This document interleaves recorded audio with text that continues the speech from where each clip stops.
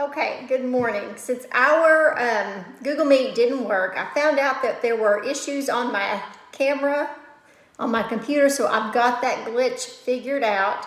So Monday morning we will meet. But I wanted to read you this story, if you haven't heard it. It's called Pumpkin Jack. And we've been talking about pumpkins all week and the life cycle of pumpkins. So as I read this book, I want you to think about the life cycle of pumpkins, because you're going to recognize that life cycle within this book, even though it's a fiction story. One word I want you to think about, and that's going to be backwards, is fierce. When someone is fierce or something is fierce, they're like, ugh, almost really mad and angry. So if you make a fierce face, you're just really angry. Another word I want you to think about while I read is generous. If you are generous, you give more than you have to. You can be generous with your time. You can be generous with your money. You can be generous with your help. Generous is giving even when you don't have to.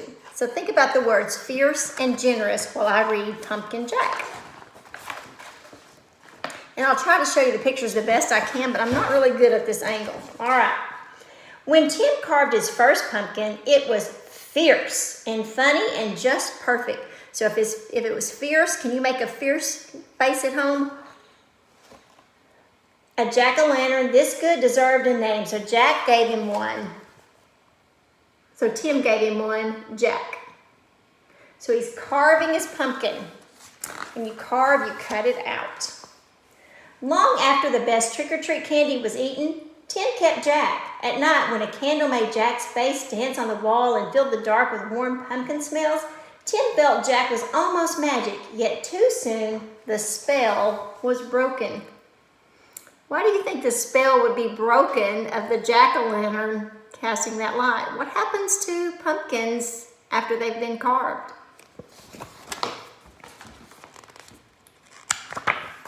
Well, that pumpkin is beginning to rot, announced Mom. It's time to throw it out. Tim knew it was useless to argue. He carried Jack to the garden, which was filled with a brown ghost of last summer's plants. A dead garden is better than a trash can, he thought. Still, it made him sad to leave Jack outside and alone. When something rots, what's happening to it? It's changing. It is getting old. It is getting smelly. Whenever chores or play brought Tim to the garden, he looked at Jack. Every time Jack was different. He became wrinkled, and his fierce smile began to look silly. Does Jack look fierce anymore? The rot is changing him, isn't it? Again, be thinking about the life cycle of a pumpkin as I read. Mold spread over Jack's bright orange skin. As the days turned colder, Jack grew flatter. Have you ever seen that after you've carved a pumpkin and you set it outside for too long? Kind of starts to look like that, doesn't it? Winter began. Soon Jack was hidden beneath snow and Tim forgot about him. The cold, heavy jacket days came, snowman and sliding days, indoor days, Thanksgiving, Christmas, and Valentine's. When all these days had passed and the March winds melted the snow, Tim found Jack. He doesn't look so fierce right now, does he? There wasn't much left, just a faded and crumpled pumpkin skin, a stem, and a few seeds. Jack's Halloween magic was a distant memory now. Tim scraped a thin blanket of earth over the last bits of his pumpkin. Goodbye, Jack, he whispered. Now, if he spread earth over the seeds, what did he just really do? What is earth? Another word for earth would be soil or dirt. And so what did he really do with the seeds? He planted them, didn't he?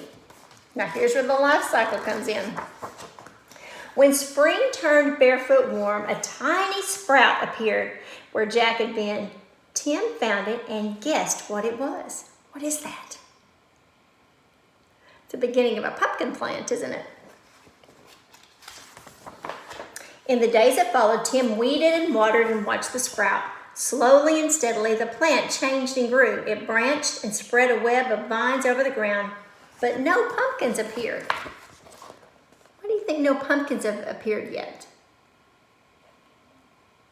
It's not part of the cycle. If you remember, when you plant the seed grows the sprout, grows vines, then what's next? What has to grow before the pumpkin can grow? The days turned hot. Flowers opened on the plant each morning, yellow stars that twisted shut forever in the afternoon. Still, there were no pumpkins. According to the life cycle, where are the pumpkins going to come from? From the flower. Finally, Tim found a little green ball growing behind a crumpled blossom. A pumpkin! Tim let a whoop and a ran to show his mom. By August, the plant had spilled into the lawn. Tim's favorite game became pumpkin hunting. He carefully waded among the leaves, searching for green pumpkins like hidden treasures. Okay, if you remember, after the sprout, after the blossom, there'll be a little pumpkin at the end of the blossom. There has to be a blossom before there can be a pumpkin. You see that little green pumpkin? School began again and the days cooled. Tim had less time to visit the garden. When he did, the pumpkin plant seemed tired. There were few new leaves, and the old battered ones no longer hid the fat green pumpkins.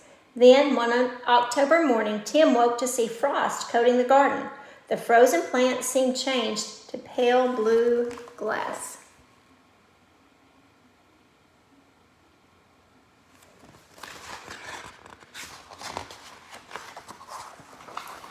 After school, Tim discovered what the frost had done. The pumpkin plant's leaves were as limp as wet paper. It was drying. Tim searched among the withered leaves for the unripe pumpkins. He picked them and put them on the front porch, hoping for one more change. Okay, it said he picked the unripe pumpkins. If they're unripe, that means they are not ripe. So what color are the unripe pumpkins? Green. What color does he hope they will turn into? We'll see. By Halloween, the pumpkins had ripened to bright orange. There were many, for the plant had been generous. Tim was generous too. He gave away all but one. So if the plants were generous, does that mean they only made one pumpkin or a lot of pumpkins? They made a lot.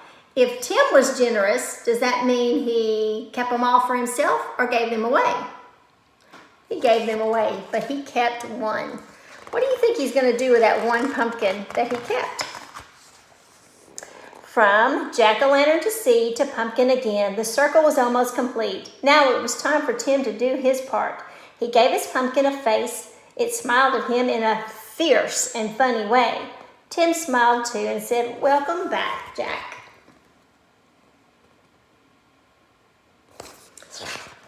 What do you think Tim is going to do with the seeds from this new pumpkin or this new jack-o'-lantern?